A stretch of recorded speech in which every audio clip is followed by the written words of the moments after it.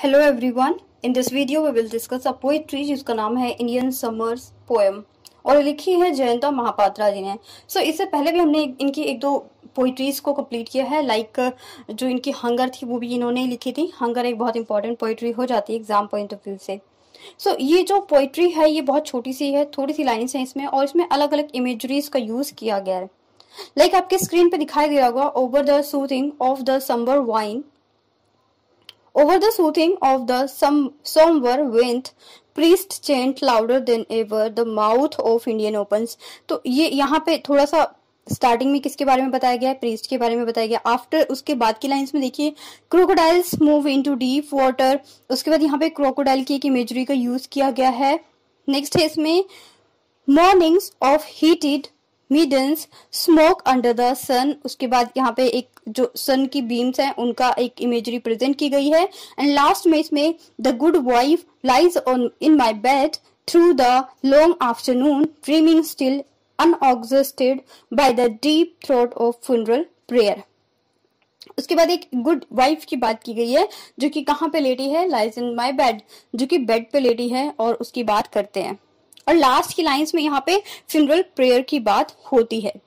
तो अब बात कर लेते हैं इस पोइट्री की जो समरी होगी या जो इसमें इमेजरी का यूज किया है। तो जब इसमें फर्स्टली बोला गया है the poem offer some images that is not interconnected.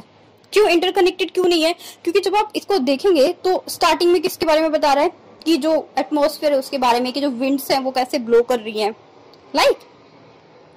After that ये क्रोकोडाइल की बात करता है। इसी तरीके से जो इस पोएम में जितने भी इमेजेस का यूज किया गया है that they are not interconnected, ये आपस में बिल्कुल भी कनेक्ट नहीं हो रहे हैं, but all are supposed to be image of the phenomenon that should occur in this country. ये किस कंट्री के फेनोमेनन की बात हो रही है? हमारी इंडिया की बात हो रही है कि इस तरीके की चीजें जो हैं वो होती हैं। अगर आप फर्स्ट जो इमेज है उसको देखेंगे, जैसे कि मैंने आपको इससे पहले भी डिस्कस किया है, The image of a moving wind blow and produce morning sound। Morning sound क्यों प्रोड्यूस हो रही है? क्योंकि ये पोइट्री एक दर्द को प्रेजेंट कर रही है। वैसे मॉर्निंग मीन्स होता है कराहना, लेकिन यहाँ पे कराहना नहीं है इसका मीनिंग। यहाँ पे क्या है? उस मॉर्निंग जो उस दर्द को बयां कर रही है जो विंड है वो। And produce morning sound, obviously it is the audio visual image. Audio visual image क्यों बोला गया? क्योंकि इस लाइन के थ्रू प्रेजेंट हो रहा है कि कोई चीज दिखाई दे रही है या फिर कोई चीज सुनाई दे रही है। ऑडियो विजुअल तब होता है जब पोइट अपनी पोइट्री में ऐसी लाइंस को प्रेजेंट करता है जिसे पढ़ते हुए या सुनते हुए ऐसा लगता है कि वो चीजें हमें दिखाई भी दे रही हैं और सुनाई भी दे रही हैं।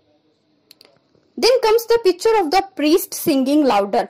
उसके बाद इसके अंदर प्रीस्ट की पिक्चर को प्रेजेंट किया गया है। प्रीस्ट की पिक्चर जो कि पुजारी होता है, जो कि पादरी होता है। Before this indicating that is the mouth of Indian has opened and recited words। अब क्या होता है, किसी की डेथ होती है तो यहाँ पे उसी तरीके का होता है ना कि जो प्रीस्ट है वो कुछ बोलता है, वो कुछ सिंग करता है और उसके बाद जो बाकी के लोग हैं वो भी क्या करते हैं? उसी वर्ड को रिपीट करते हैं, उसी वर्ड्स को रिपीट करते हैं अपना मुंह खोल के। यहाँ पे इंडिया ओपन्स का यूज किया गया, the mouth of India opens, यहाँ पे लोगों को इंडिकेट किया गया। अब थर्ड इमेज की बात करते हैं। The third image offers an a single sentence, और वो थर्ड इमेज क्या है? Crocodiles move into the deep water, जिसकी फोर्थ लाइन है। तो यहाँ पे एक सिंगल सेंटेंस दिखाया गया है, the crocodile that are the tropical creature feels the operation of heat of the Indian summer. और जब इंडिया में जब गर्मियों का सीजन होता है, समर सीजन होता है, तो इसको बहुत ऑप्रेसिव हो जाता है उस हीट से। उसके बाद वो क्या करता है, जितने भी क्रोकोडाइल्स होते हैं they move into the deeper water to get relief. कहाँ चले जाते हैं? ये डीपर वाटर में चले जाते हैं रिलीफ के लिए। किस चीज की रिलीफ के लिए? जो समर है बहुत ज्यादा तेज गर्मी पड़ रही है इसमें, तो जो क्रोकोडाइल्स हैं दे वांट रिलीफ, तो इसीलिए ये डीपर वाटर में चले जाते हैं। In the following picture the son of Indian summer is already. अब यहाँ पे जो सन है उसकी बात की गई है। Next, piles of garbage had made the heat of intolerate and stand near the. तो जिस तरीके से जो सन है वो किस तरीके से बर्न कर रहा है, जल रहा है। मॉर्निंग ऑफ हीटेड मिडन्स का मतलब यहाँ पे क्या दिखाया गया है, स्मोक अंडर द सन, कि एक तो वो गर्मी जो सन की गर्मी है, एक स्मोक अंडर द सन का मतलब है कि जो लोग, जैसे कि यहाँ पे विलेजेस में क्या होता है, चूल्हा का यूज किया जाता है फॉर मेकिंग फूड, और दूसरी जो चीजें होती हैं या फिर जो सन की वजह से जो नीचे से हीट निकलती है उसकी बात की गई है यहाँ पे। तो ये इसकी नेक्स्ट इमेजरी है जहाँ पे सन को प्रेजेंट किया है। अभी जो इसकी लास्ट नेक्स्ट पिक्चर दी गई है वो क्या दी गई है, आप देखेंगे नीचे से 5th लाइन है, the good wife lies in my bed. The next picture is that of the good women, एक गुड वुमेन की बात की गई है, laying in my bed with the protagonist. किसके साथ सो रही है, वो लेटी हुई है प्रोटोगोनिस्ट के साथ। The long hot summer afternoon. अब यहाँ पे ये मेंशन नहीं है कि ये जो प्रोटोगोनिस्ट है ये जयंता महापात्रा खुद है या फिर ये कोई और है, क्योंकि एक तरह के पर्सोना का यूज यहाँ पे किया गया है।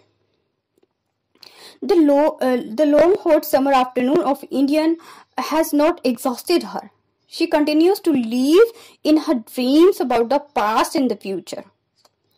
कि जो एक वुमेन है, जो एक गुड वुमेन है, वो क्या करती है, वो हमेशा अपने ड्रीम्स में रहती है, कभी पास्ट की कभी फ्यूचर में। ड्रीमिंग, यहाँ पे लाइंस दी गई है, the good wife lies in my bed through the long afternoon dreaming still exhausted by the deep roar of funeral prayer। यहाँ पे उसके बाद बात की गई है, the photo highlights the patient and historical nature of Indian women, कि जो इंडिया की वुमेन है उनमें पेशेंस लेवल बहुत ज्यादा होता है अकॉर्डिंग टू अदर कंट्रीज, ऐसा यहाँ पे मेंशन किया गया है। This image also present an Indian ritual in the last line. कौन सी इंडियन रिचुअल को प्रेजेंट किया गया है, the dead are burn and during the summer funeral prayer burn with cracking sound, कि जब कोई किसी की डेथ हो जाती है तो क्या होता है, एक रोर होता है, डीप रोर, मतलब एक कढ़ाना हो जाता है, जैसे कि दर्द की जो आवाज होती है वो, और जो एक फ्यूनरल प्रेयर है वो भी सुनाई देती है। फ्यूनरल का मतलब होता है जब किसी की डेथ होती है और डेथ के बाद जो चीजें होती हैं, जो एक तरह का रिचुअल माना जाता है कि किसी की डेथ हो गई है तो उसका अंतिम संस्कार और बाकी की चीजें, वहां पे जो पंडित हैं, जो प्रीस्ट हैं, वो एक प्रेयर करते हैं, तो उसी प्रेयर को यहाँ पे मेंशन किया गया फ्यूनरल प्रेयर के नाम से। तो यहाँ पे इस चीज को मेंशन किया गया इस पूरी पोइट्री में। अगर आप इसको ध्यान से देखेंगे, इसको एनालाइज करेंगे, तो ये कुछ अजीब सी पोइट्री है, यू कैन से। यहाँ पे कुछ कनेक्शन नहीं है, कुछ कॉम्बिनेशन नहीं है, बस जो जयंता महापात्रा थे, जो उन्होंने देखा कि रियलिटी में ये चीजें होती हैं, वो उन्होंने अपनी पोइट्री में 3-4 इमेजेस के थ्रू यहाँ पे प्रेजेंट किया है। बिकॉज कनेक्टिविटी नहीं है, कभी वो विंड की बात कर रहे हैं, कभी वो प्रीस्ट की बात कर रहे हैं, कभी वो क्रोकोडाइल्स की बात कर रहे हैं, फिर आफ्टर दैट वो सन की बात कर रहे हैं, फिर गुड वाइफ की बात कर रहे हैं, फ्यूनरल प्रेयर की बात कर रहे हैं।